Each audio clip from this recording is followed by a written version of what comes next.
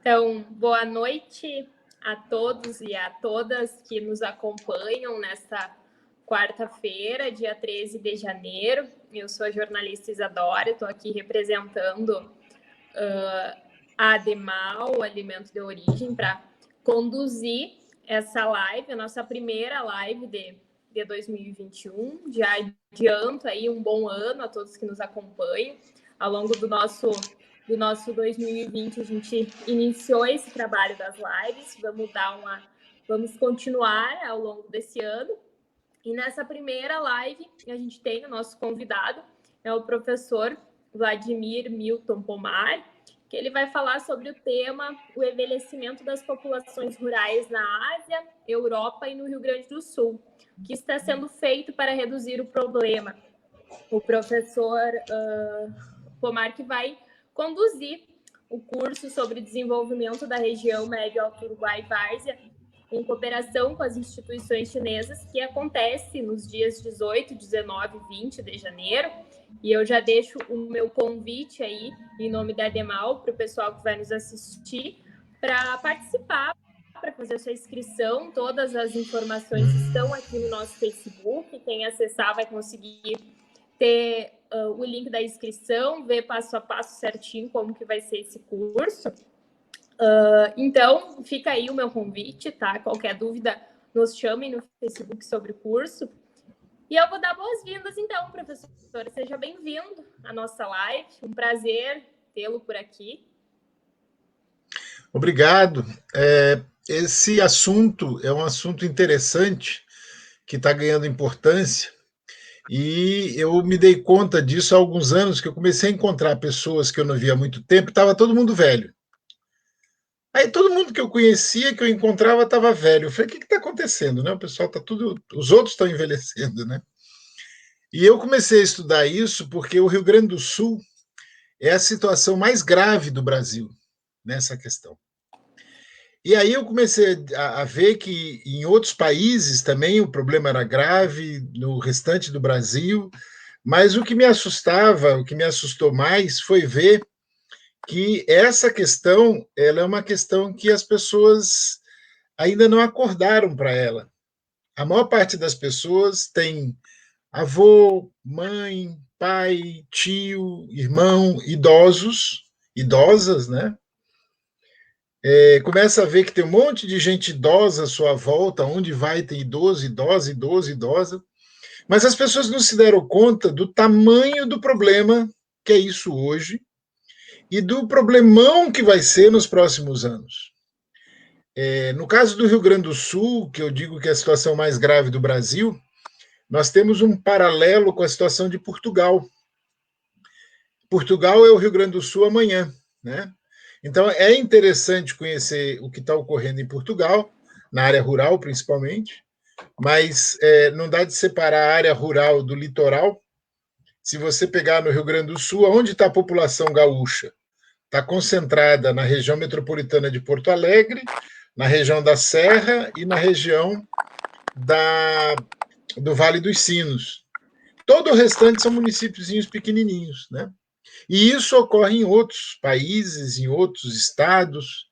Pode passar, por favor, Ui, tá um barulhinho. Não sei o que é. Você está me ouvindo, Isadora? Congelou a sua imagem. Alô?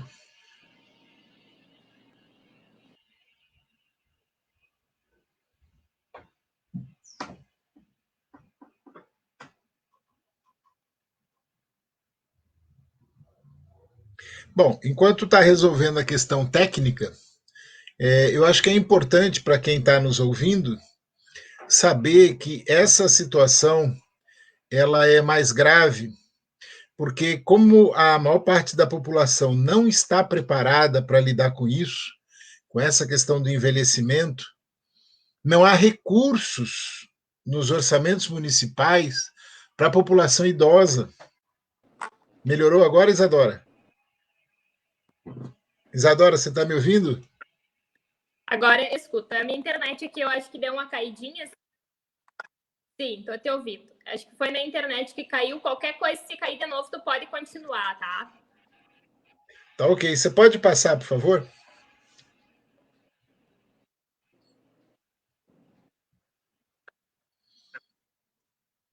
Sim.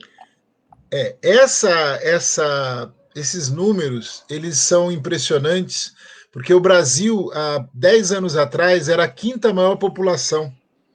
Hoje, a gente caiu para a sétima maior população. A Nigéria já nos ultrapassou, o Paquistão já nos ultrapassou. E é interessante ver que são países da África e da Ásia Central que estão crescendo muito a população e são países, digamos, de população mais jovem. Então, nós temos hoje as duas maiores populações, que é a China e a Índia, que são populações com uma grande quantidade de idosas e idosos. Os Estados Unidos também tem uma grande quantidade de idosas e idosos. A Indonésia, ela tem menos, o percentual de idosos é menor, mas a Rússia e o México também tem bastante. Então, a gente vai ter uma mudança nos próximos anos. Quando eu digo os próximos anos, é os próximos 10 anos. Nós vamos ter uma mudança muito grande ainda nesse ranking das maiores populações. O Brasil vai cair para nono, décima maior população, e países da Ásia Central, países da África vão nos ultrapassar, vão ser mais populosos. Isso tudo com uma rapidez muito grande. É muito impressionante a gente ver isso. Quer dizer, em 10 anos o Brasil caiu de quinta maior população para a sétima maior, daqui a pouco vai para a nona, décima. E por que está acontecendo isso? Porque o Brasil está diminuindo o ritmo de crescimento da população. Nós temos hoje uma população, no caso brasileiro, que está crescendo a uma velocidade menor. Então, os outros países estão mantendo um crescimento rápido e vão nos ultrapassar daqui a pouco. Pode ir adiante, por favor? Pode passar, Isadora.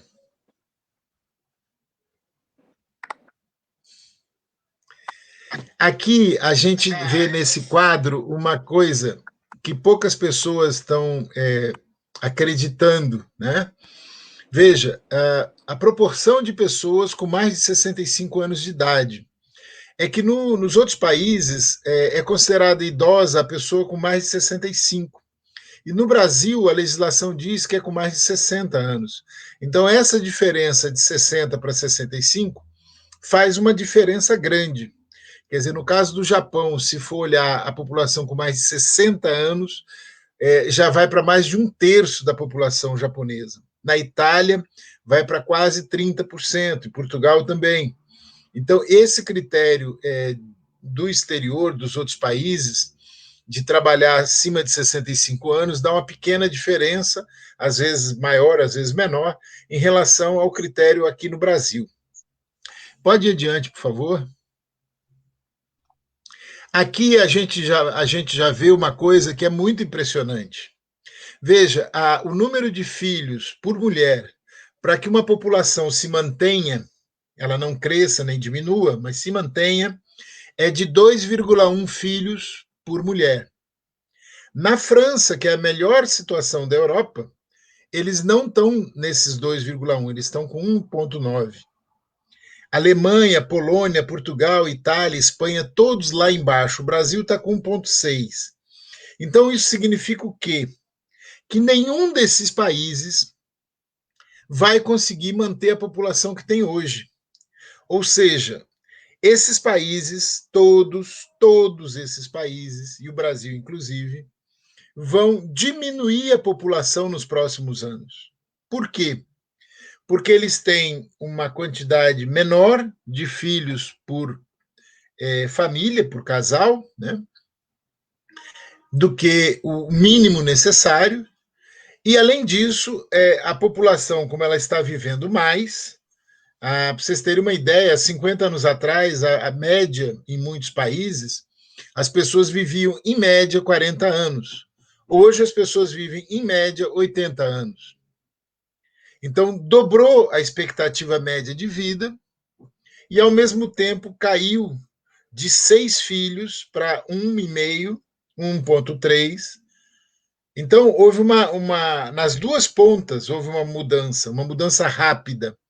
Quer dizer, as pessoas têm menos filhos, todo mundo sabe disso, todo mundo conhece casais que têm um filho apenas, no máximo 2, casais que não têm filhos. E antigamente eram 6 filhos, 8 filhos, 10 filhos por família, né? E essa mudança também das pessoas viverem mais, isso criou uma situação em que a gente tem uma população que vai ficar idosa durante 50 anos e uma população que vai ter cada vez menos crianças pequenas, né? Menos jovens. Vamos lá? Aqui é uma questão técnica. Cadê? Aqui a esperança de vida é isso aqui eu já comentei, né? Vocês vejam que a Espanha, 83 anos, a Itália, 82,7, quer dizer, esses países têm uma expectativa média de vida bastante alta.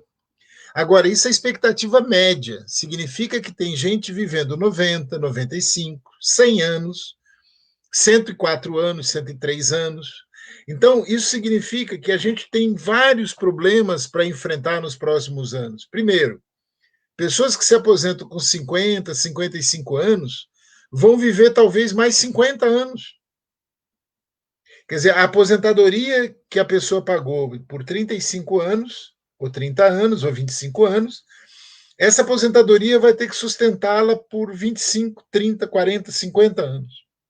Então, de cara, nós temos um problema enorme, que é essa questão da aposentadoria.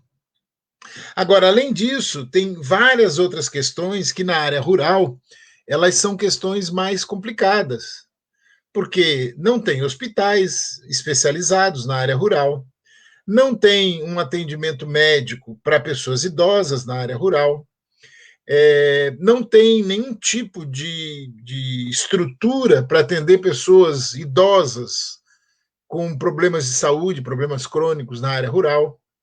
Então, nós estamos na iminência de um caos dentro de alguns anos por causa disso. Eu me lembro que há alguns anos atrás o pessoal falava de Veranópolis, dizia, porque Veranópolis as pessoas têm uma qualidade de vida muito boa, as pessoas em Veranópolis vivem mais de 80 anos, etc, etc.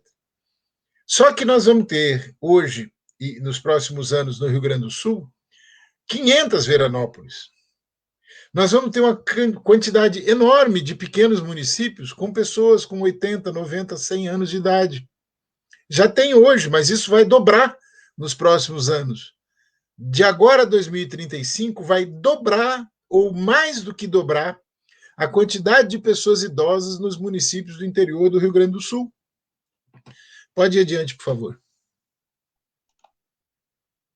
Aqui é uma questão técnica, mas que é importante, bastante importante. Isso aqui é o seguinte: é a quantidade, é o percentual de pessoas que dependem das pessoas que estão trabalhando. Então, nós temos cada vez mais pessoas dependendo daquelas que estão trabalhando. E o contrário é verdadeiro. Você tem nesses países cada vez menos pessoas trabalhando para sustentar uma quantidade cada vez maior de pessoas. Tanto pessoas com menos de 15 anos, aqui no caso eles trabalham com 20, mas tem lugares que eles fazem o cálculo por 15 anos. Então você tem as pessoas com menos de 20 anos e as pessoas com mais de 65. Como tem cada vez mais pessoas com mais de 65, você acaba tendo uma dependência muito grande. Isso também vai sobrecarregar a economia desses países, vai sobrecarregar a economia do Rio Grande do Sul. Pode ir, por favor. Bom, no final do ano passado, dia 14 de dezembro agora, está completando amanhã, completa um mês, né? As Nações Unidas, na 73ª Assembleia Geral, aprovaram a década do envelhecimento saudável, que é agora de 2021 a 2030. Essa decisão política da maior parte dos países do mundo coloca uma situação assim bastante forte de uma um conjunto de iniciativas de todos os países para lidar com essa população idosa. Veja, nós temos 7 bilhões de pessoas no mundo e mais de 1 bilhão já tem mais de 60 anos de idade. Então, a gente tem hoje uma decisão política das Nações Unidas de encarar a questão do envelhecimento. E eles colocaram essa expressão envelhecimento saudável, porque é um conceito que está se trabalhando de que não basta a pessoa ficar idosa, ela tem que ter saúde, ela tem que ter o bem-estar, né? E no nosso caso, no caso brasileiro, além disso, ela precisa ter renda, que as pessoas, a maior parte das aposentadorias são aposentadorias mínimas, né? Não são suficientes para as pessoas terem um padrão de vida razoável, né? Vamos adiante? Aqui eu botei esse texto em inglês e botei também o site para o pessoal que tiver interesse em ler sobre essa questão da década do envelhecimento saudável. Como eu sei que tem muitos estudantes, tem muitos professores que têm um convívio com animal, eu pensei, bom, é importante, é uma coisa nova, é uma publicação nova da Organização Mundial de Saúde e trabalha com essas questões do envelhecimento saudável. Então, quem tiver interesse, quem quiser dar uma pesquisada, está aí a dica, o endereço na internet, né? Vamos lá? Aqui já é mais fácil, aqui é em espanhol, também da Organização Mundial de Saúde, e é uma publicação nova a respeito dessa questão do envelhecimento com saúde, né? Dos cuidados que tem que ter, como é que vai fazer e tudo mais. Essa também é interessante, aqui está o endereço, ela pode fazer o download da publicação, né? A outra também. Vamos lá?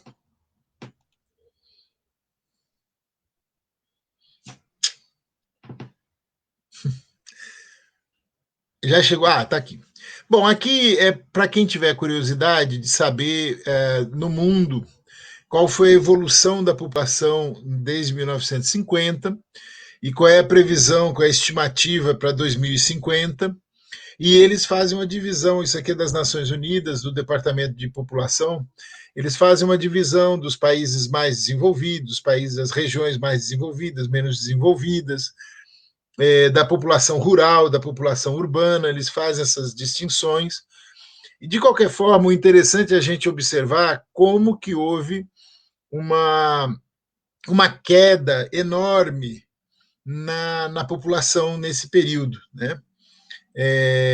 E como que essa queda da população ela ocorre, quando eu digo queda no sentido de velocidade, queda na velocidade de crescimento da população. Não é que a população diminuiu o ritmo de crescimento da população. Tirando a África, que está numa velocidade muito grande ainda, a Europa, Estados Unidos, Canadá, América Latina, Ásia, todos esses diminuíram muito a velocidade de crescimento da população. Essa tabela ela ela mostra bem isso, né? Vamos adiante? Bom, aí no caso da Ásia, a Ásia sempre foi tida como um continente mais populoso. Sempre quando você pensa em população, você pensa na Ásia.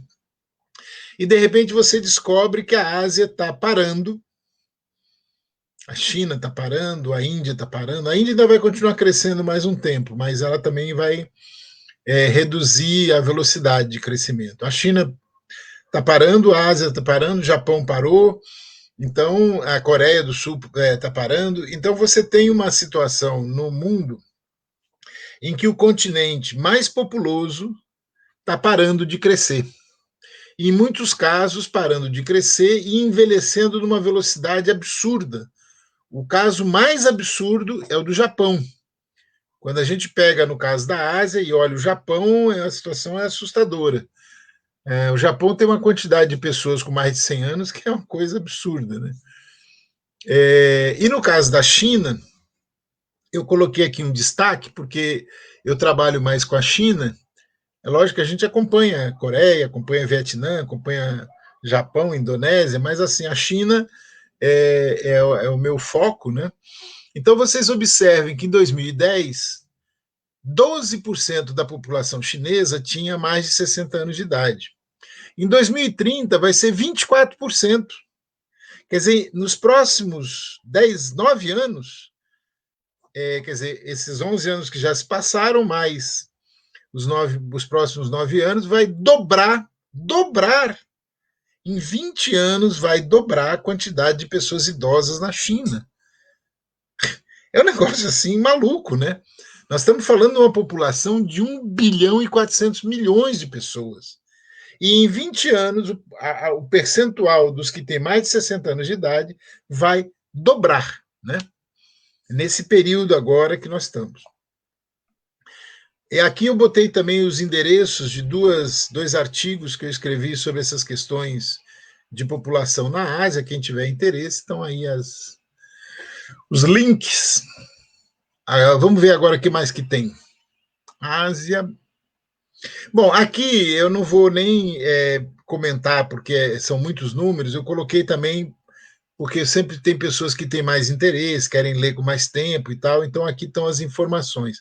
Aqui tem muitos dados, esse instituto é um instituto que faz análises, que tem, eles têm números do mundo inteiro, é bastante interessante. Então, quem tiver curiosidade no assunto, estão aqui as informações. Pode passar, por favor, Isadora. Esse aqui é a mesma coisa, pode ir adiante.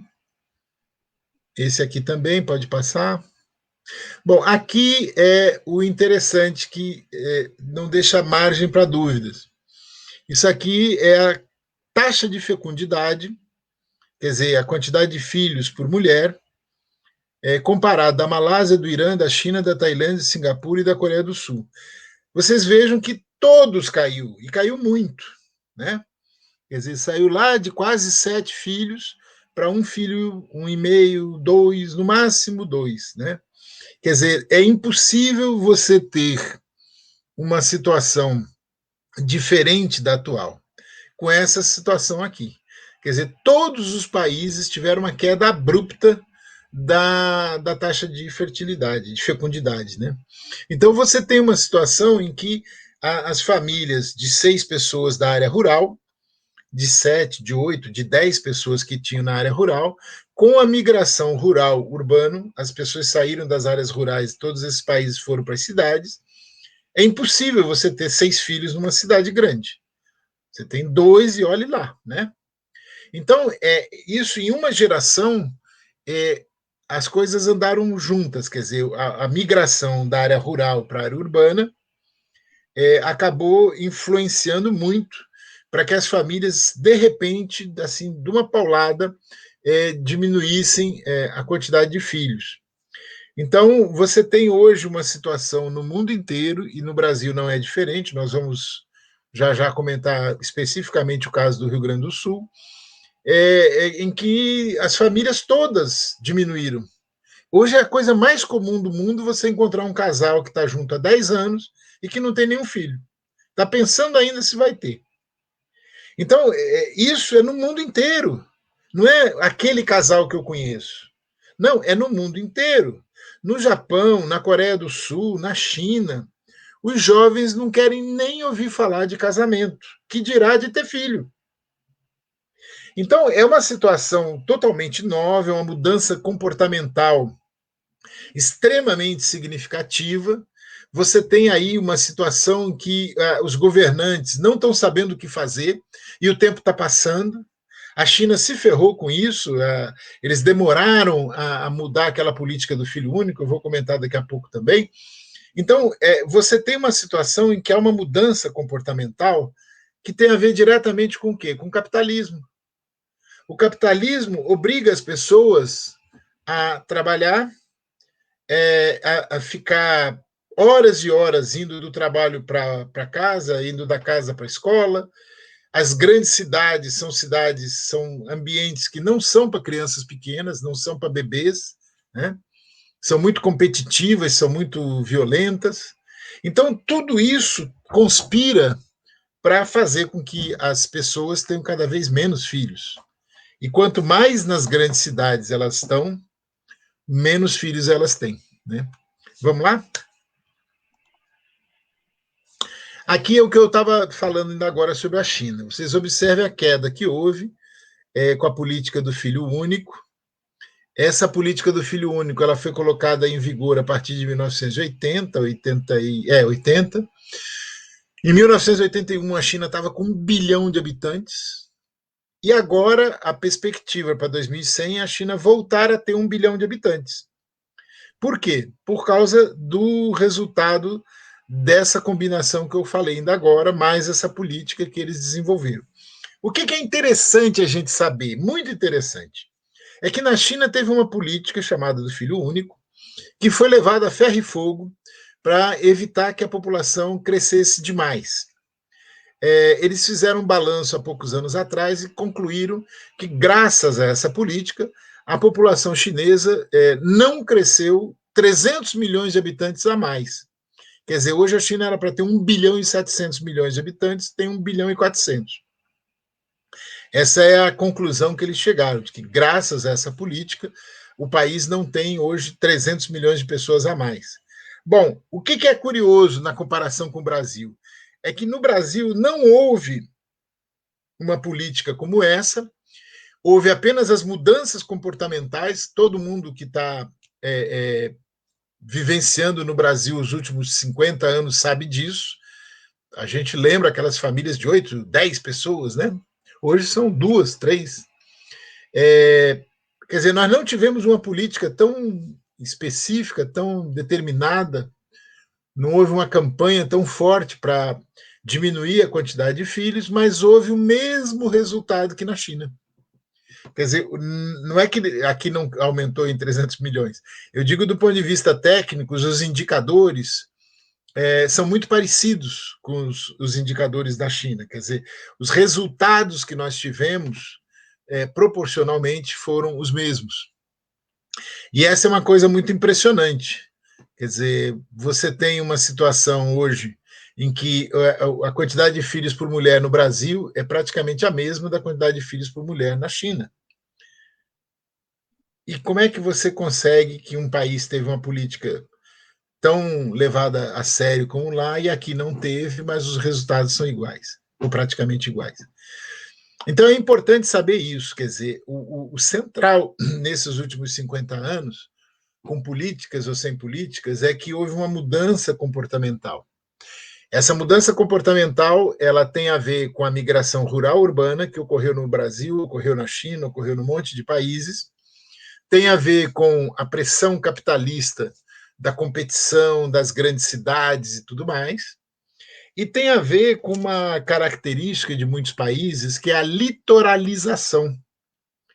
Se vocês pegarem Portugal, pegarem a China e pegarem o Brasil, que são 3 países completamente distintos, esses 3 países, a maior parte da sua população está concentrada na região litorânea.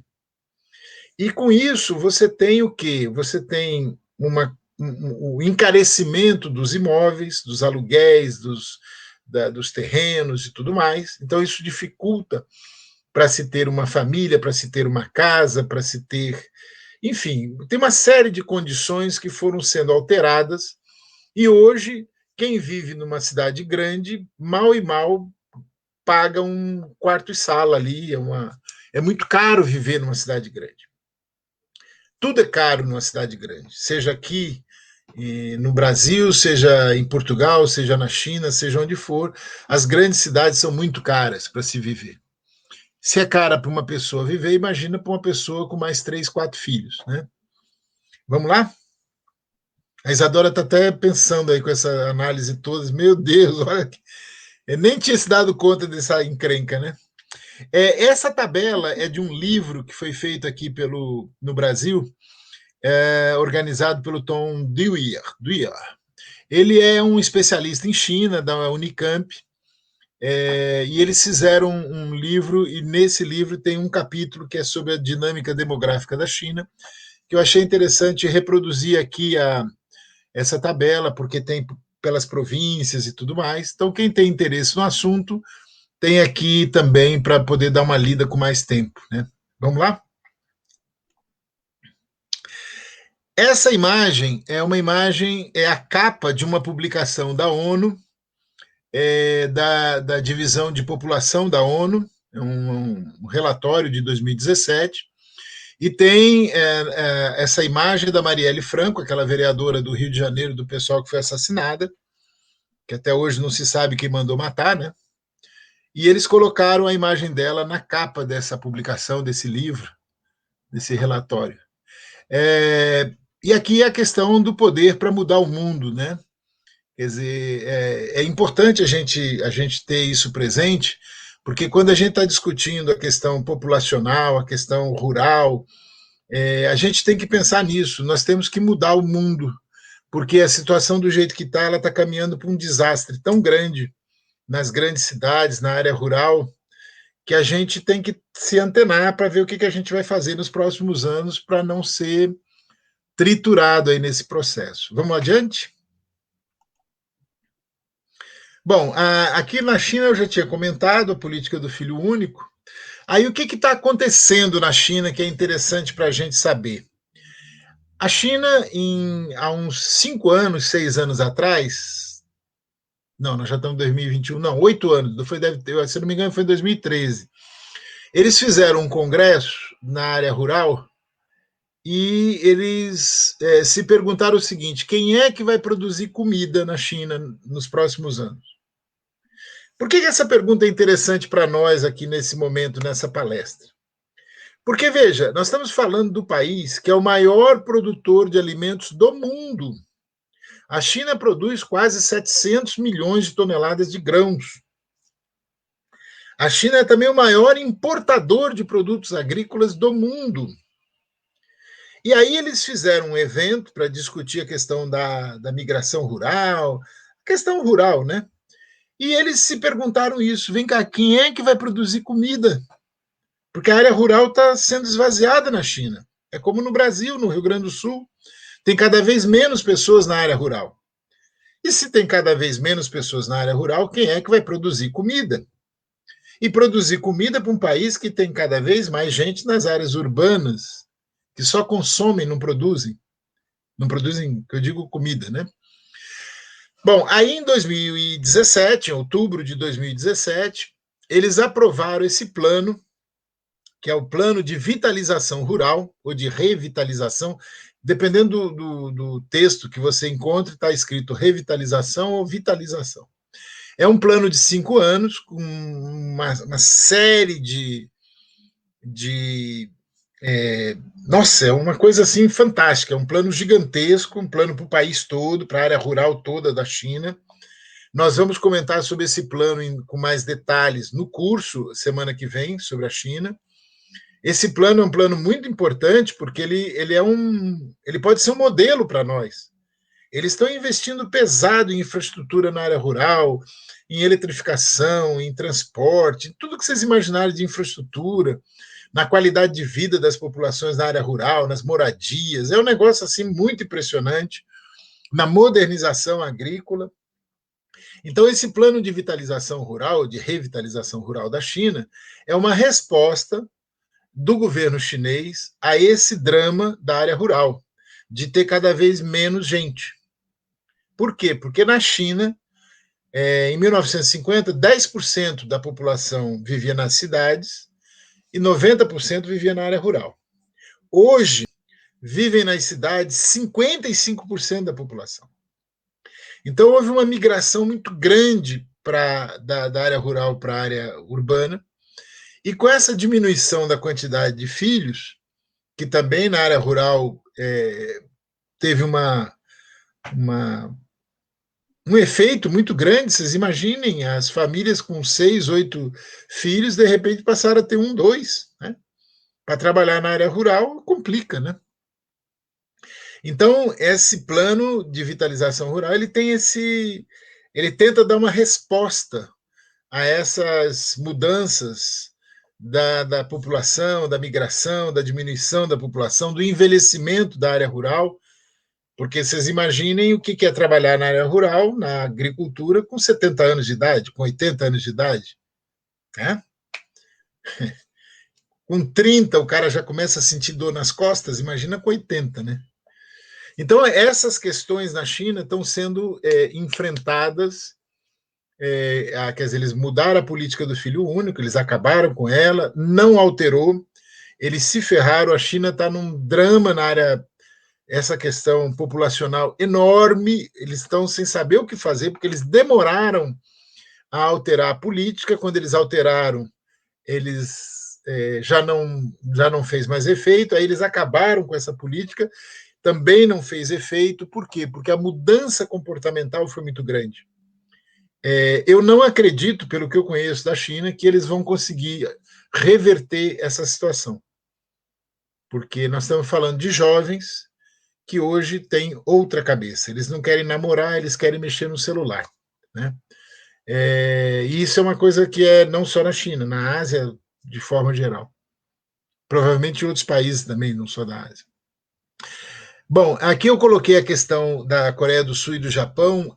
Coreia do Sul e Japão vivem esse mesmo drama, obviamente em quantidades menores, né? São populações bem menores, mas eles vivem esse mesmo drama, quer dizer, queda na fertilidade, queda da natalidade, envelhecimento. Você tem hoje uma população no Japão. O Japão está chegando daqui a pouco a 100 mil pessoas com mais de 100 anos. Faz ideia do que é isso? Um detalhe: 88% são mulheres.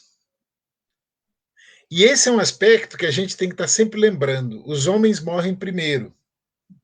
Existe uma diferença média de 6 anos entre homens e mulheres, quer dizer, as mulheres vivem no mínimo 6 anos a mais do que os homens.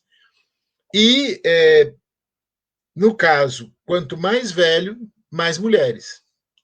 Então, essa diferença de 6 anos é uma diferença média.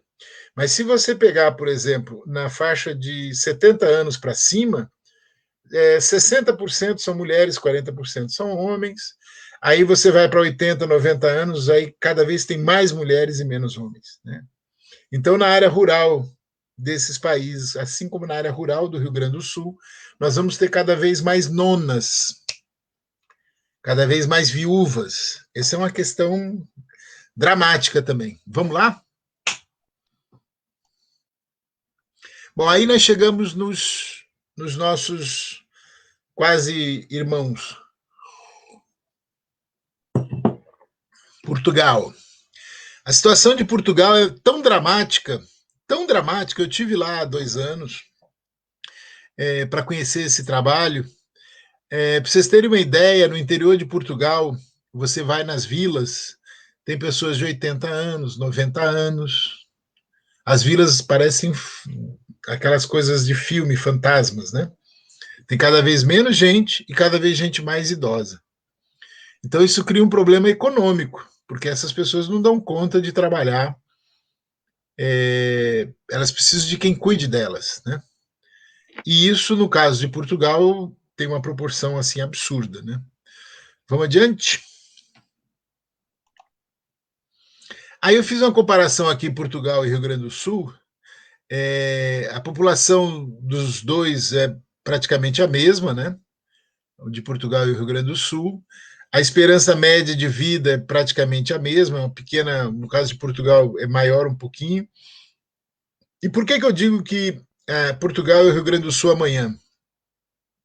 Porque o drama que Portugal está vivendo no interior, eles têm problema de aridez de solo, tem problema de seca, como o Rio Grande do Sul tem problema de muitos municípios pequenos, com muita gente idosa, pobre, e a população mais jovem saindo. Então, são situações muito parecidas.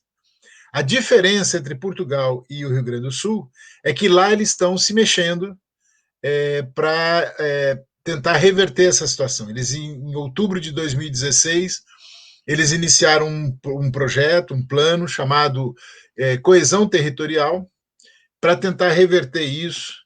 E eu fui lá conhecer, e agora ele já virou até um ministério, isso pelo drama que é, pela importância que é, porque nós estamos falando de um país, né? Vamos lá? Esse é o programa Coesão Territorial. Vocês vejam que o primeiro item é envelhecimento com qualidade, que é o que a ONU agora também, agora eles chamam de envelhecimento saudável, né? Quer dizer, de tentar conseguir que na área rural criar condições para as pessoas idosas terem uma qualidade de vida melhor, né? Aí tem a questão econômica, que é, né, que se não fizer isso também não vai avançar. E aí tem outras questões, mas essas duas são as mais importantes, quer dizer, inovar na base econômica e a questão das políticas públicas para as pessoas poderem ter um envelhecimento com mais qualidade. Né? Vamos lá? Aqui eu vou passar mais rápido, porque na Espanha é uma situação muito parecida com a de Portugal. Pode passar, por favor. Aqui é interessante vocês verem a quantidade de gente com mais de 60 anos de idade. Quer dizer, é mais do que toda a população do Rio Grande do Sul. A Espanha tem mais gente com 60 anos de idade, quer dizer, quase um quarto da população da Espanha já é idosa.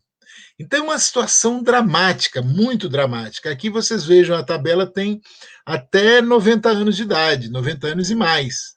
Vocês vejam a quantidade de gente nessas faixas de 75 anos, 80, 85, 90.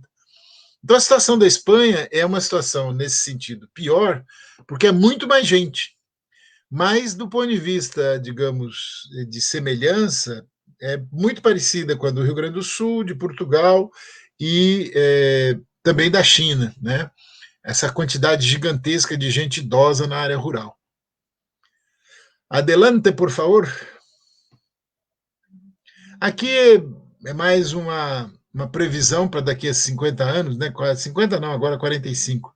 Mas já dá para ver como a quantidade de pessoas com menos de 16 anos vai ser muito pequena e a quantidade de pessoas idosas vai ser 3 vezes mais. Quer dizer, vai ter 3 vezes mais idosos do que jovens na Espanha daqui a alguns anos.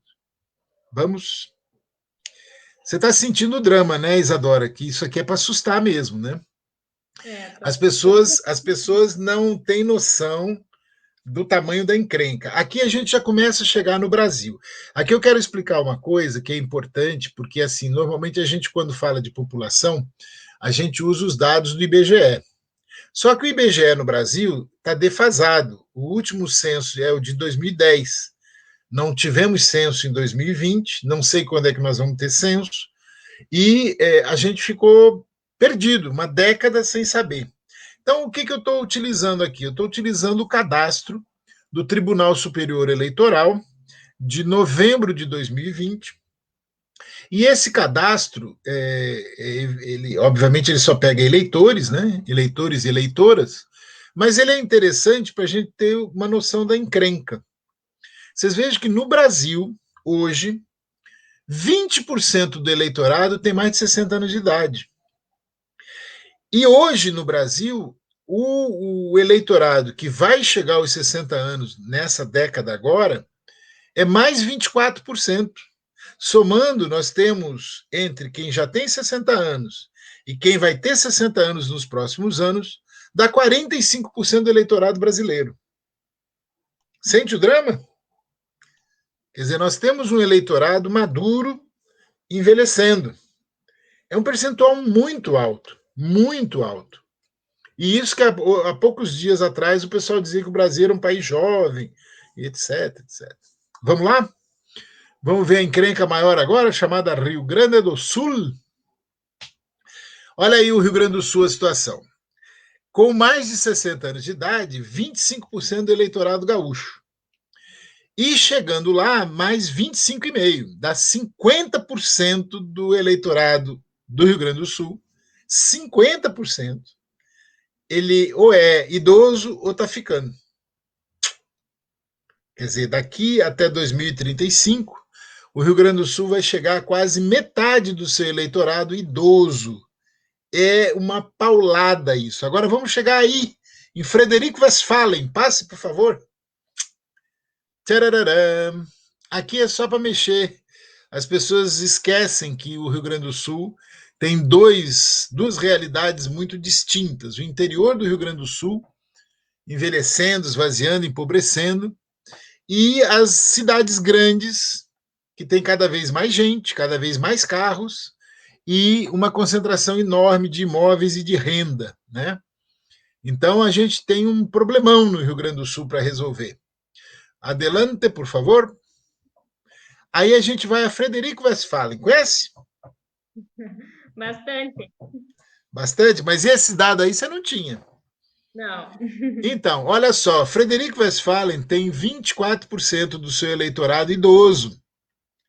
Um quarto do eleitorado da cidade é idoso, idosa. E chegando lá, mais 23,6, tá? 47,8 é idosa, idoso, ou vai ficar nos próximos meses, anos, etc. Então você veja o seguinte: a situação de Frederico é menos pior do que a situação do Rio Grande do Sul. Aí você diz, mas por quê? É porque a média, o problemão mesmo, são os municípios pequenininhos. Os municípios com 5 mil eleitores, 8 mil eleitores, 3 mil eleitores. Eu fiz um levantamento em Santa Maria. O entorno de Santa Maria é uma tragédia. É 55% de idoso, 50%.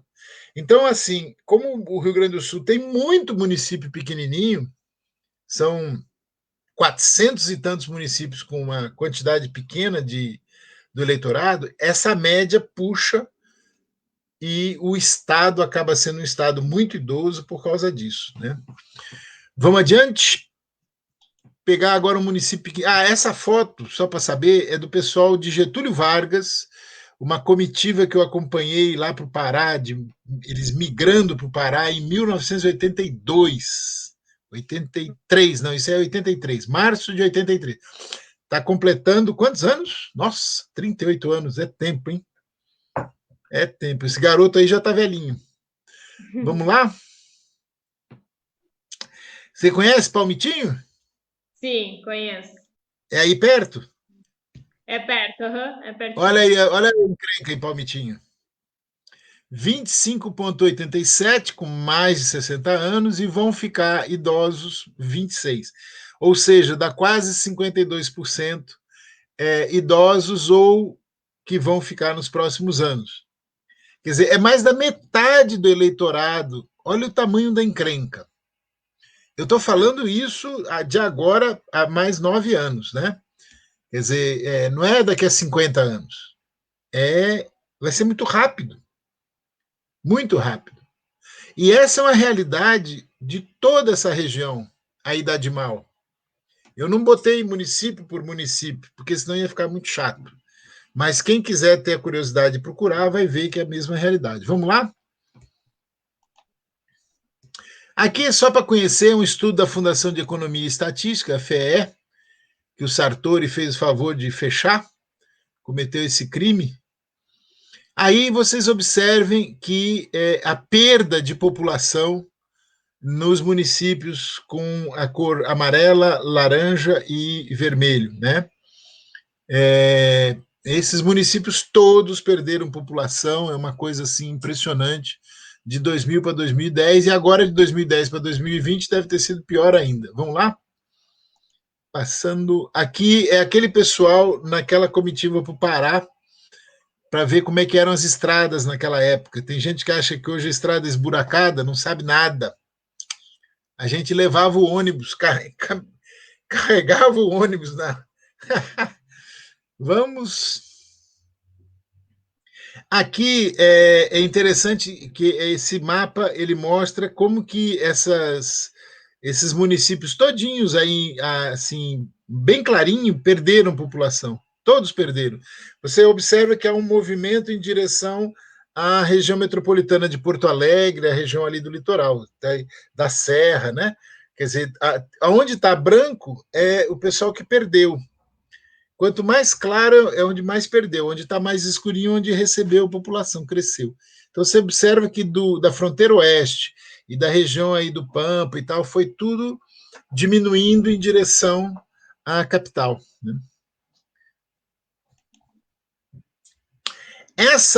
Esses cartazes, esses folhetos, naquela época era folheto, hoje eles falam em folder, banner, tudo em inglês, né? Isso aí eu fiz em 1992. Era uma campanha nos sindicatos de trabalhadores rurais. Já naquela época eu já estava notando que o problema. Olha que curioso, né? Vai completar 30 anos essa campanha.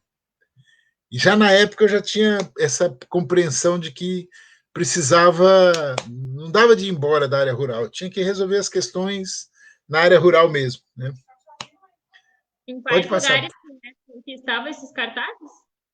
Isso aí foi uma campanha inicialmente no oeste de Santa Catarina e perto, Chapecó, toda essa região aí do oeste de Santa Catarina, e depois, no ano seguinte, aí na região de Palmeira das Missões e sei lá mais quantos municípios. Eu não acompanhei tudo na época, mas só no oeste de Santa Catarina eram 28 municípios.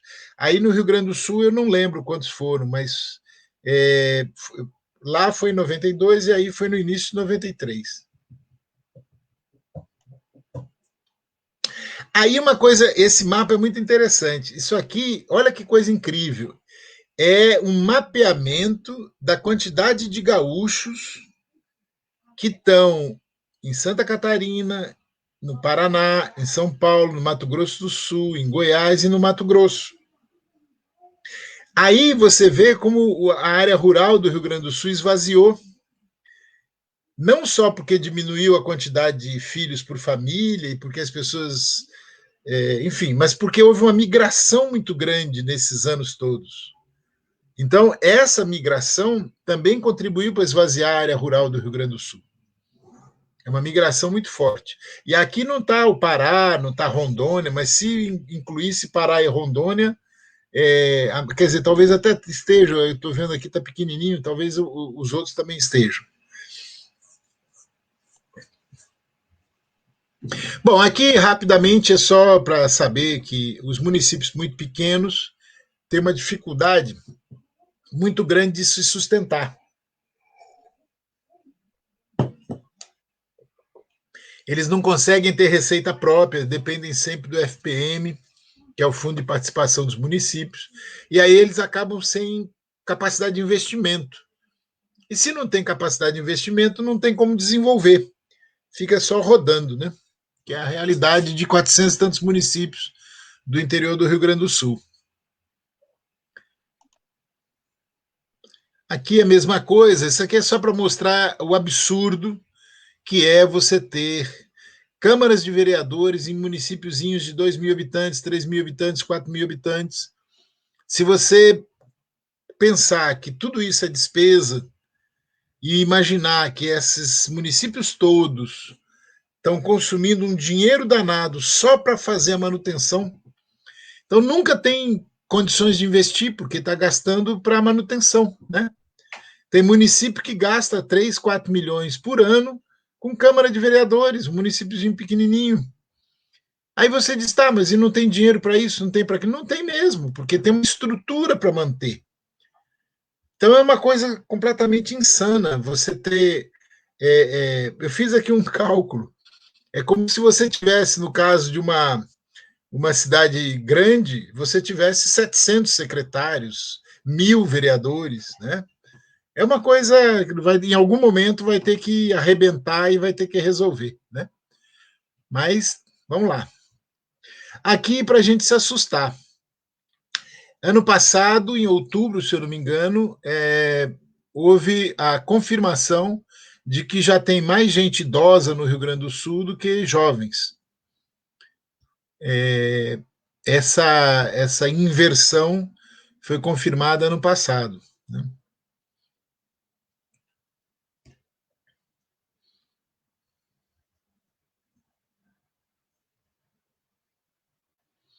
Pode passar, pode ir adiante.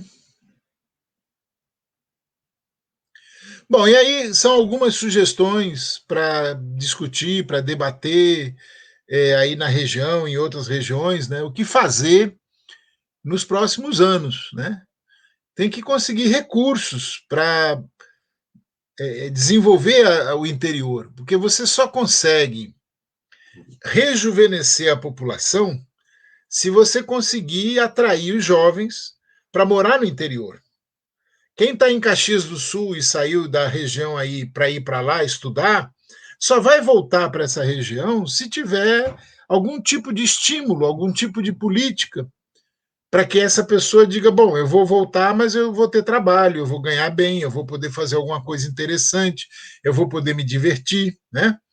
E essa é uma questão importante. Isso está sendo feito já em alguns países. Na Espanha, por exemplo, eles mudaram a questão do auxílio paternidade para a licença paternidade. Na França tem mudanças, em Portugal. Para que tudo isso? Para que as pessoas possam se sentir estimuladas a ter filhos, para que as pessoas possam se sentir estimuladas a viver no interior, né? Então, tem um conjunto de questões que vão ter que ser debatidas para a gente tentar reverter esse envelhecimento da área rural do Rio Grande do Sul, né? Bom, aí aqui é uma análise que eu fiz já há alguns anos. Todas as políticas públicas no Rio Grande do Sul, nesses anos todos, foram sempre muito focadas no litoral. Então, os governos sempre deram incentivos, estimularam a concentração de indústrias em algumas regiões apenas do estado, lá próximo da região metropolitana e Vale dos Sinos e tal. Então, cada vez você tem menos indústrias no interior, cada vez você tem menos empregos de qualidade no interior. E isso por políticas que foram desenvolvidas ao longo dos últimos 30 e tantos anos, né? Já está acabando, Isadora. Pode passar. Aí a mesma coisa, pode passar. E aí a pergunta, no caso do Rio Grande do Sul, é que assim, a gente só vai reverter o empobrecimento, o esvaziamento, o envelhecimento da população na área rural do Rio Grande do Sul, se os municípios do interior tiverem melhores condições de vida e de trabalho. Não basta ser bom para viver, tem que ser bom para trabalhar também.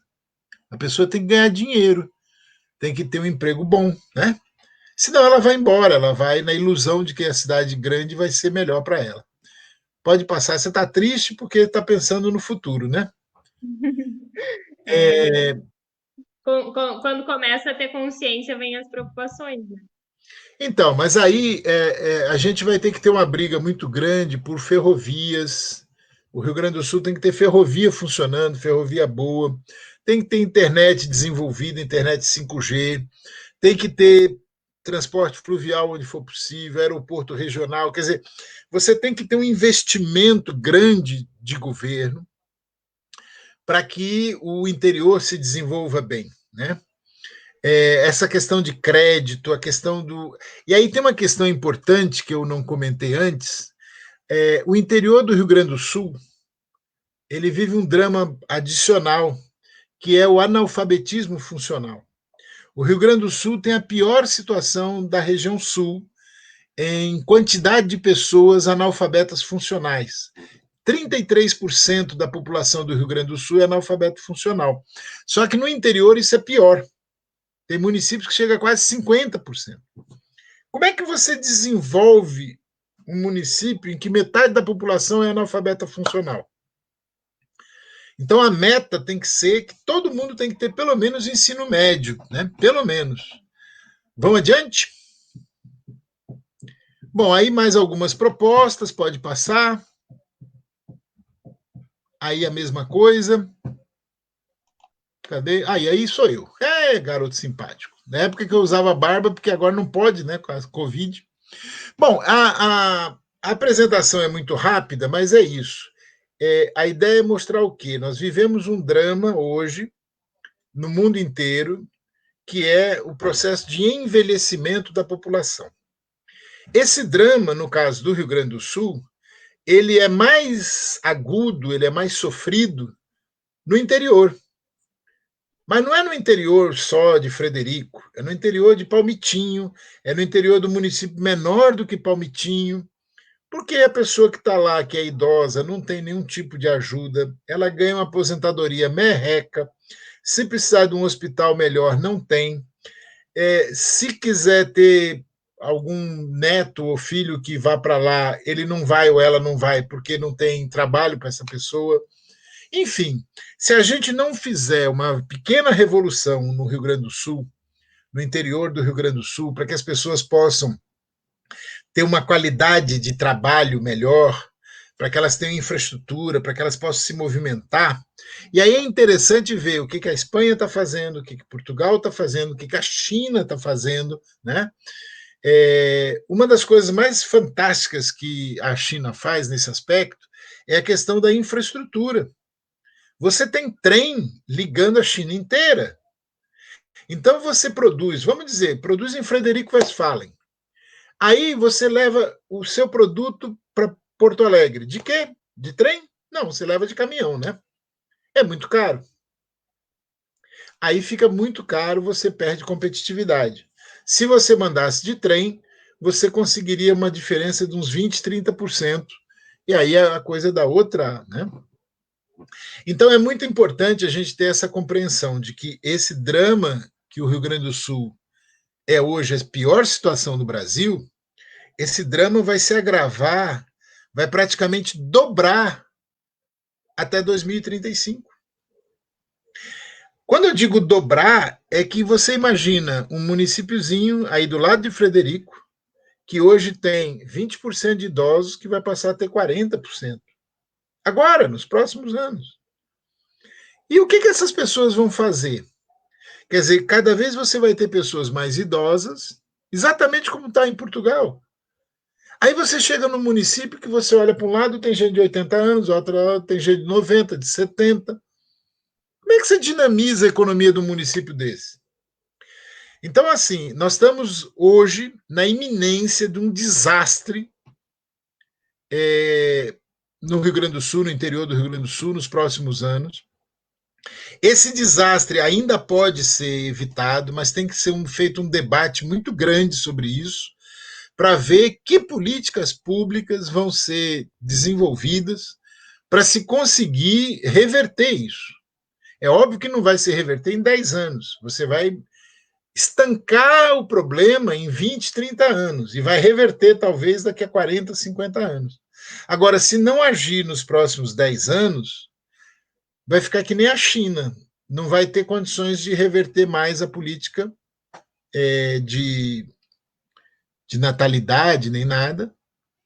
E aí, como é que vai ser? Faz ideia? Tem uma coisa que a gente não. É chato falar, mas tem que falar também, que é a questão do suicídio entre os idosos. Está havendo um aumento dos suicídios entre idosos na área rural, no Japão, na China, em Portugal. Provavelmente aí no Rio Grande do Sul já deve ter começado também. Por quê? Porque a pessoa fica sem parentes, a pessoa fica sem recursos, a pessoa fica sem perspectiva, a pessoa fica sem um mínimo de qualidade de vida. Ela está com 70, 80 anos. O que ela vai fazer? Então, essa é uma coisa que é desagradável ter que falar, mas tem que, é a realidade, né? Está aí. Eu pesquisei sobre isso nesses países, a proporção de suicídios entre pessoas idosas, mais homens do que mulheres, sempre os homens matando primeiro, né? Se matando mais também. É muito maior do que a média normal. Então, na área rural, ainda tem esse agravante. Como as pessoas ficam totalmente sem ter para onde escapar, muitas acabam se desesperando e cometendo suicídio. Então, é um outro aspecto importante que tem que ser considerado. Nós não estamos falando de 10 pessoas nem de 20. No caso do Rio Grande do Sul, nós estamos falando hoje de alguma coisa que está chegando próximo a 2 milhões de pessoas idosas.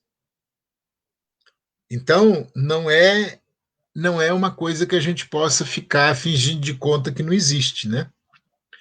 Mas é isso, eu acho que para começar a conversa,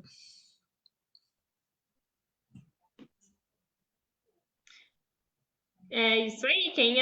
Quem acompanhou o professor essa aula aqui, viu o quanto vai ser interessante o nosso curso, né? Que acontece na semana que vem. Muito obrigada pelas tuas colocações, pela tua apresentação. Eu acho que é algo que a gente não costuma ver, né, na grande mídia, que é onde a gente mais tem esse acesso à informação, a grande maioria das pessoas. Então, muito importante, e a cara de apavorada realmente é de ver essa situação, né? E eu acredito que, e é algo que depois pode comentar um pouco também, eu acredito que um pouco da independência que as mulheres estão conquistando ao longo do tempo também influencia nessa decisão de não querer ter filhos, né? Eu vou dar um oi aos nossos internautas aí, o pessoal que está nos acompanhando. A Petri nos acompanha, o Eliseu, o Jonathan, o Rui Valença, boa noite, bom te ouvir, companheiro Milton, a Neus, o Gelson, o Renato, o Jefferson e o GR Savares, que é o presidente da ANZOP, que também é nosso parceiro aqui na promoção do curso que acontece no semana que vem. Ele pergunta assim: quais seriam essas alternativas de geração de renda que não sejam os conveniados em frango e suíno? Ele traz aí essa pergunta. A gente também tem uma pergunta da Nicole, que ela coloca assim, depois eu posso repetir para ti de novo. Já há países na Europa, Canadá e Estados Unidos que estão aplicando programas de pagamento, moradia e alimentação para atrair populações ativas para as cidades onde essa população está envelhecendo. Você acha que essa situação de envelhecimento da população no mundo todo pode gerar uma disputa entre países para exportação de pesquisadores e trabalhadores? Essa é a pergunta da Nicole. A Mara também destaca que é um tema importante. Receba nosso abraço, companheiro Milton. Fernando Paulo Rovati. O Marco nos parabeniza, parabéns, professor, pelas colocações. Então, são essas as perguntas aí, professor.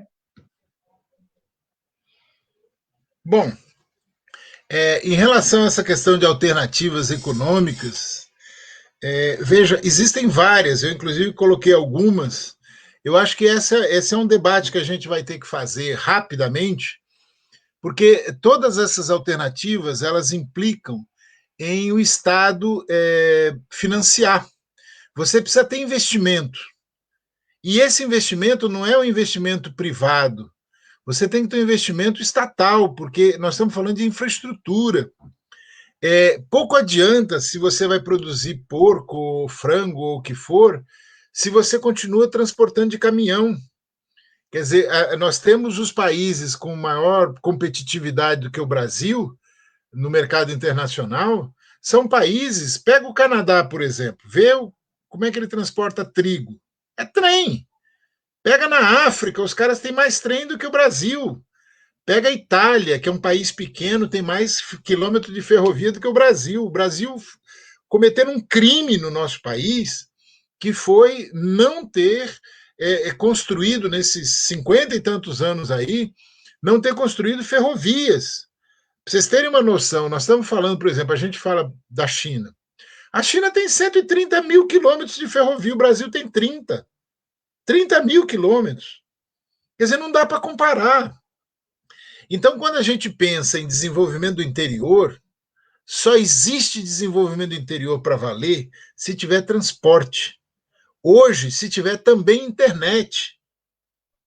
Não tem como a gente imaginar que a gente vai desenvolver o interior com atividade de produção apenas agrícola, se a gente não tiver indústria química para a gente aproveitar o que a agricultura produz e a gente vender produtos de maior valor.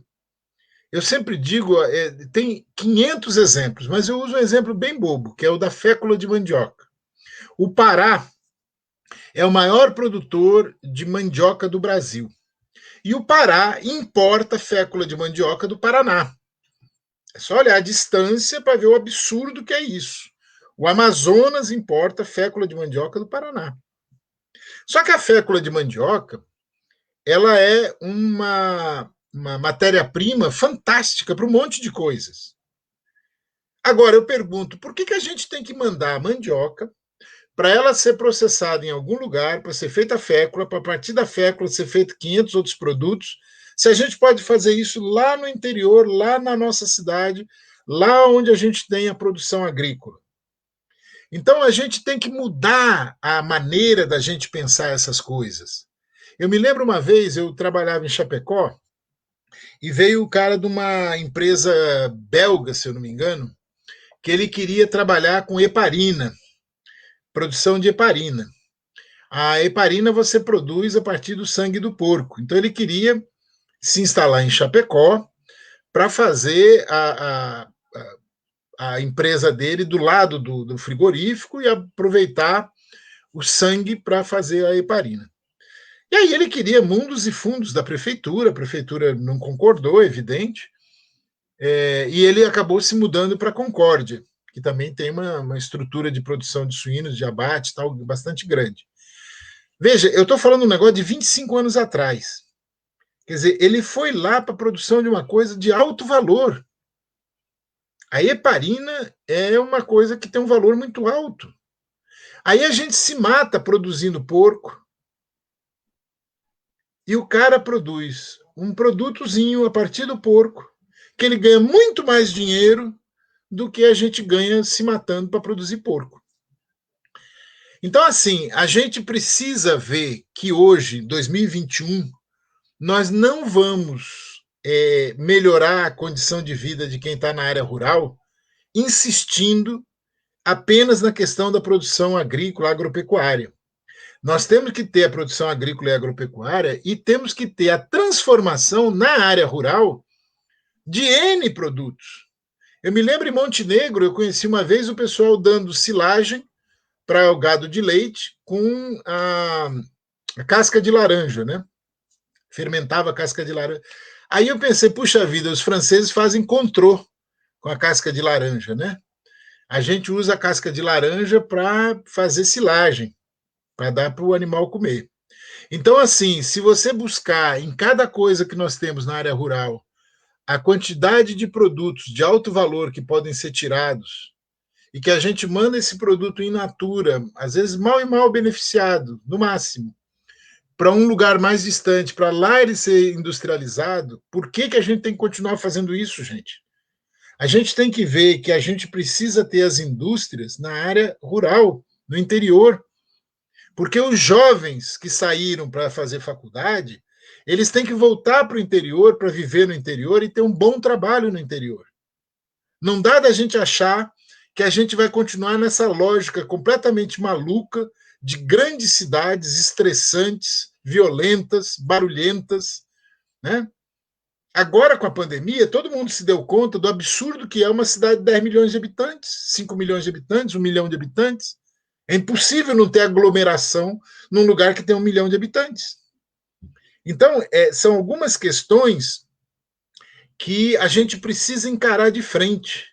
Não dá mais a gente continuar fingindo de conta que não está vendo. Eu fiz um estudo do Rio Grande do Sul, do interior do Rio Grande do Sul, e das políticas de governos de 30 anos no Rio Grande do Sul, e o que eu vi? Solução de continuidade.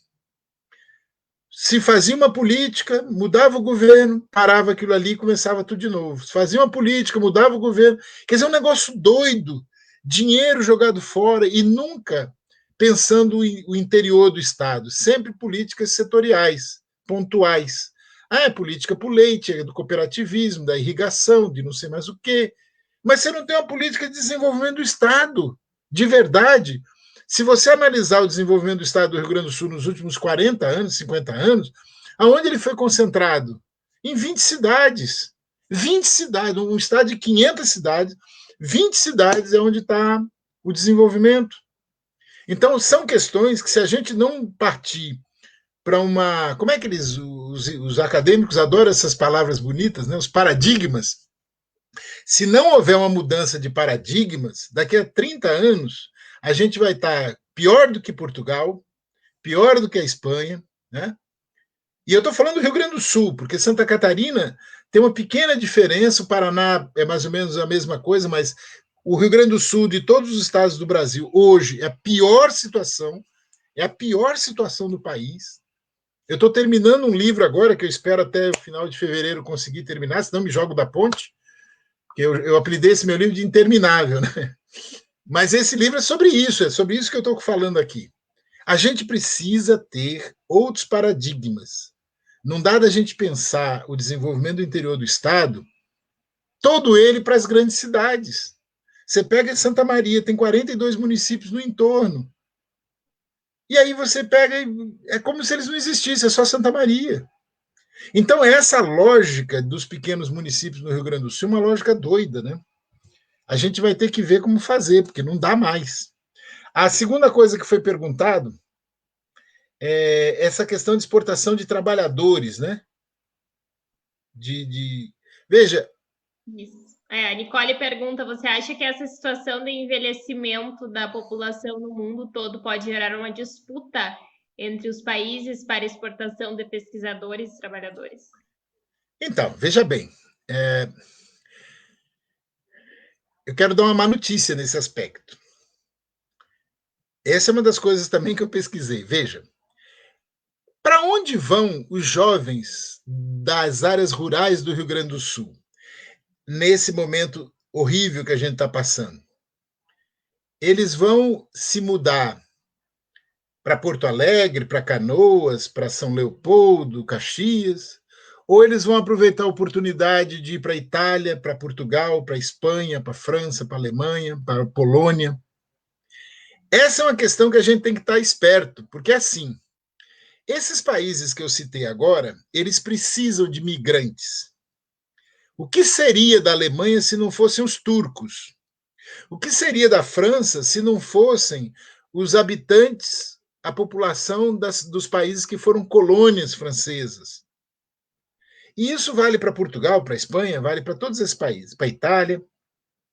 Então, eles têm muito interesse no migrante brasileiro, que é de origem italiana, que é de origem polonesa, que é de origem alemã, que é de origem portuguesa, que é de origem espanhola. Por quê? Porque é a questão cultural. Para que eu vou querer alguém vir para o meu país que não tem nada a ver com a minha identidade cultural, se eu posso trazer alguém... Por exemplo, vocês imaginem para os portugueses, o migrante brasileiro é ótimo. Ele tem a cultura, tem a língua, e se bobear ainda é descendente, né? Eu, por exemplo, tenho a bisavô de um lado e de outro português. Então, é importante a gente ter presente que o Rio Grande do Sul vai sofrer a concorrência, sim, desses países, porque são países que têm recursos e que têm uma vantagem comparativa maior. Porque na hora que a Itália oferece para os descendentes de italiano, olha, vocês podem conseguir a nacionalidade italiana, vocês podem atuar na Comunidade Econômica Europeia todinha, com a nacionalidade italiana, se vocês forem netos de italianos, parará, parará. Aí, daqui a pouco, eles vão ver que eles estão com dificuldade de levar brasileiros descendentes de italianos, e eles vão facilitar, como Portugal fez agora. Agora, em novembro, Portugal facilitou para os netos, para os brasileiros netos de portugueses. Mudou a legislação para facilitar. Todos esses países vão facilitar a entrada de brasileiros e brasileiras, né? Descendentes, oriundos. Por quê? Pela identidade cultural. A questão da língua, a questão até racial mesmo, né?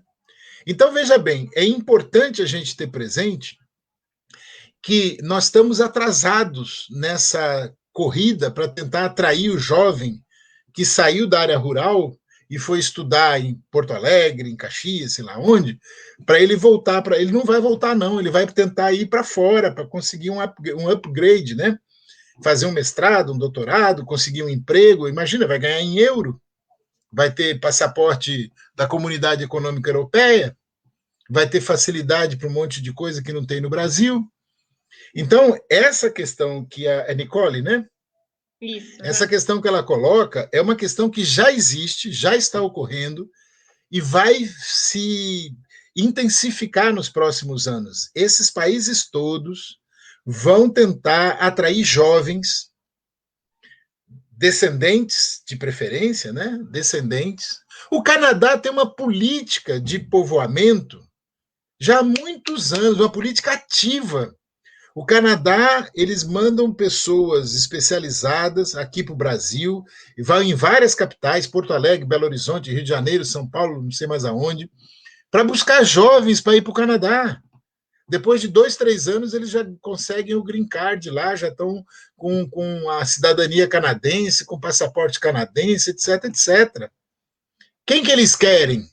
Eles querem gente que sabe inglês ou francês, que tenha nível universitário, quer dizer, eles pegam uma mão de obra qualificada e vão povoando o Canadá, porque o Canadá é gigantesco, né? O cara tem que gostar de frio, mas gostando de frio, se vira lá bem. Então, é importante a gente ter presente isso. Vai haver uma corrente migratória inversa.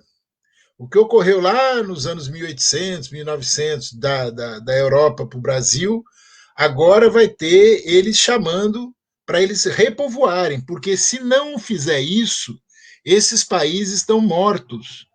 Eu peguei e fiz de vários países da Europa, o único país que tem uma chancezinha é a França.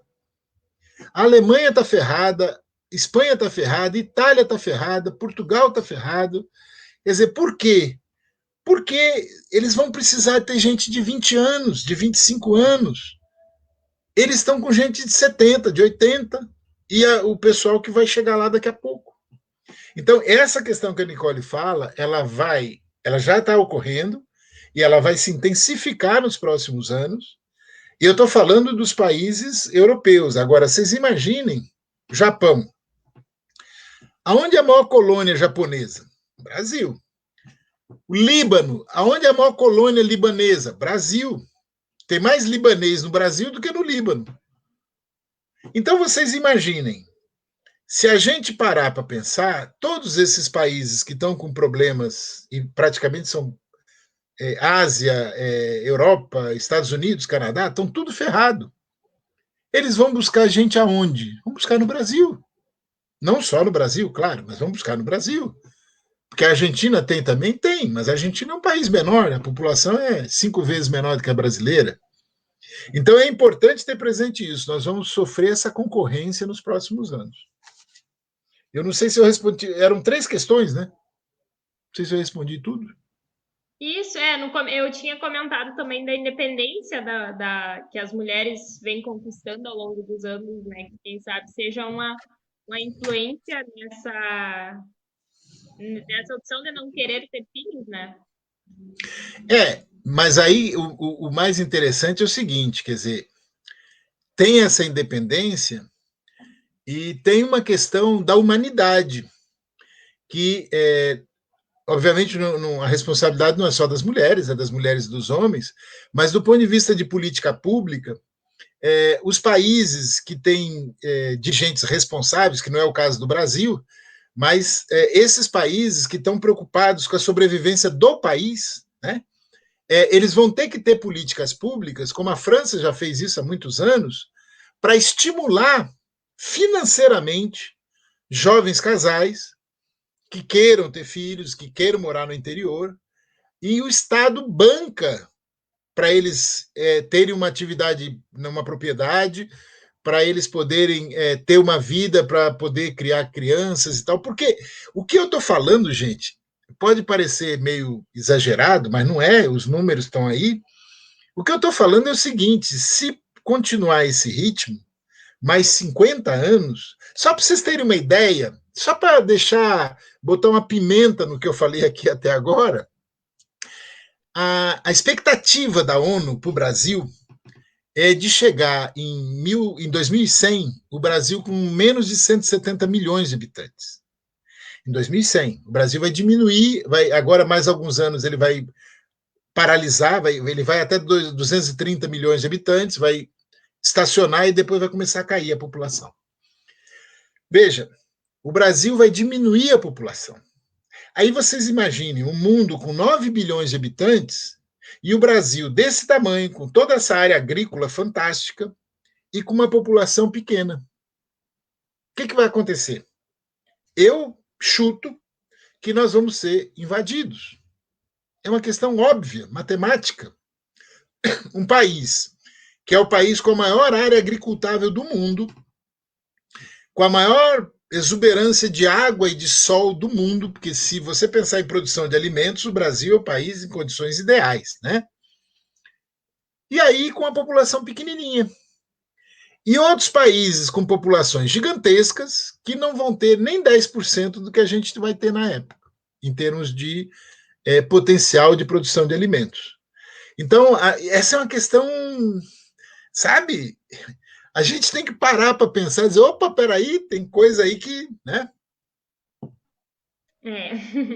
Eu vou ler o Wagner, deixou um comentário aqui, o Wagner de Alpestre, que nos acompanha, ele diz, penso que uma educação diferenciada pode contribuir, e no caso falo aqui da Casa Familiar Rural Regional de Alpestre, que trabalha através da pedagogia da alternância, tem contribuído para uma pequena mudança nesse cenário. O Wagner Rogério Bock comentou aí na nossa live que nos assiste. Tem uma série de iniciativas que são importantes, a gente tem muita coisa boa acontecendo. Eu vi no site da Dimal também, tem coisa boa acontecendo em tudo quanto é canto. Agora, o que a gente tem que entender é que, assim, são muitas iniciativas pulverizadas, né, pequenininhas, aqui e ali, mas o que falta, e só vai conseguir resolver no caso do Rio Grande do Sul, é se houver um debate no Estado, se houver um debate sabe, de quem pensa esse Estado, de quem dirige esse Estado, para se chegar a um plano de salvação. E olha, eu estou usando um termo que parece ser exagerado, mas não é, porque a gente está vivendo um drama das secas. Há quantos anos que nós estamos com o drama das secas? Até agora não tem nenhuma providência de verdade para a questão das secas. A gente tem um drama das grandes cidades, violentas, caóticas, caríssimas, etc, etc.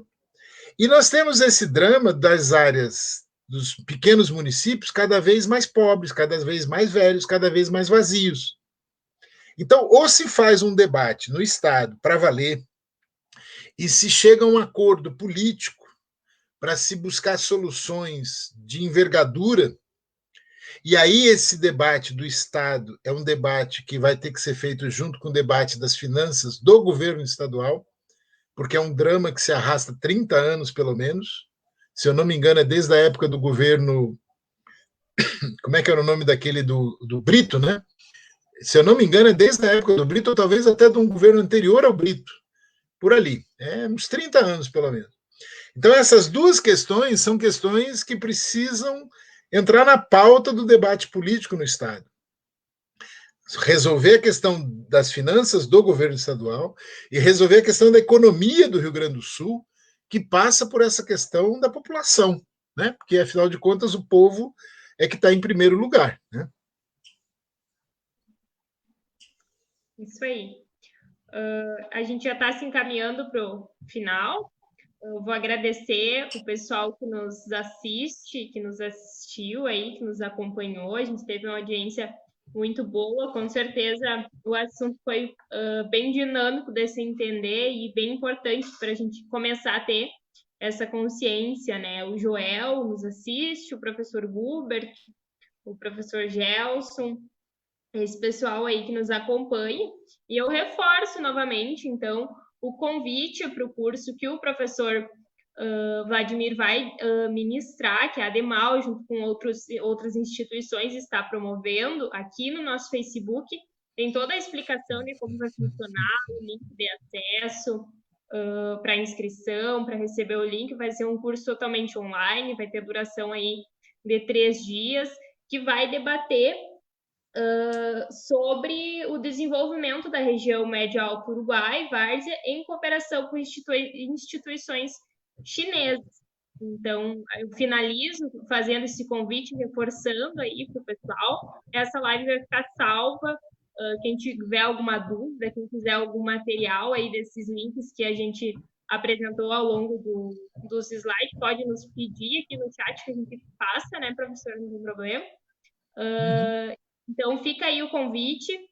Agradeço a participação de todo mundo. Professor, pode suas colocações finais. Muito obrigada pelo teu tempo aqui. Com certeza contribuiu muito. É mais uma live que a gente faz aí com muito sucesso e muito rica em conhecimento. Eu quero agradecer a vocês pela iniciativa de vocês e só dizer isso, que esse tema é um tema que hoje afeta todos nós. É impressionante a quantidade de pessoas, aonde a gente se vira, pessoas de 60, 70, 80, 90 anos. A minha avó, que faria aniversário agora no início de janeiro, ela faleceu com 95 anos, e meu bisavô com 93. Então, a gente fica imaginando, às vezes antigamente, 90 anos, né? Olha, hoje a coisa mais comum do mundo é você ver pessoas de 70, 80 anos de idade bem ativas, lúcidas, né? Essa é a realidade concreta que nós estamos vivendo. As pessoas vivem mais e tem que se cuidar mais. Esse é um aspecto que, quando eu pego essa faixa de 45 a 59 anos, tem gente que não entende. Eu digo, gente, eu não vou convencer uma pessoa de 60, 70 a se cuidar, mas eu vou convencer alguém de 45 anos a viver mais 45. E para viver mais 45, a pessoa vai ter que se cuidar, né?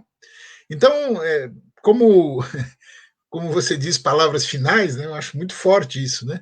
Palavras finais. Mas que seja isso. Eu acho que a gente precisa se antenar com a questão da saúde, com a questão da gente se cuidar realmente para poder viver bem esse trecho aí que ainda tem pela frente. E no caso específico do interior do Rio Grande do Sul, do trabalho que nós vamos ter que ter nos próximos anos, as entidades, a ANZOP, a Federação dos Trabalhadores da Agricultura, as cooperativas, a ADMAL, as universidades, nós vamos ter que fazer esse debate. Não dá mais a gente ficar, sabe, o tempo passando e a gente ficar olhando. Nós vamos ter que fazer esse debate. Eu comecei a viajar ao Rio Grande do Sul em 82. E naquela época, você não via tanta gente idosa. Você tinha muita criança, muito jovem e tal. A situação mudou muito, né? E nós temos que também se antenar com isso, nós temos que ir a ver agora como é que a gente vai. Então, eu espero que essa apresentação aqui hoje, tão assim, rápida, né? Ela tenha contribuído de alguma maneira para despertar para o problema e a gente se animar em encarar o bicho, né? Tá bom? Muito obrigado. A gente que agradece e o pessoal que nos acompanhou e chegou agora no finalzinho da live para rever aí desde o começo, com certeza vai entender o assunto. A gente agradece e é o início, né? Com certeza terão outras, não serão as palavras finais. É o início, a gente convida aí o pessoal a participar do curso, com certeza vai ser muito válido. Muito obrigada, professor de coração. Em nome da Demal, a gente agradece aí o tempo, agradece ao pessoal que nos acompanhou, tá? Tenham todos uma boa noite aí, um bom ano, e que a gente siga aí tendo cada vez mais consciência desses problemas aí e que faça a nossa parte como entidade, como cidadão aí para conseguir mudar e melhorar essa situação. Tá? Muito obrigada, tenham todos uma boa noite. Ok.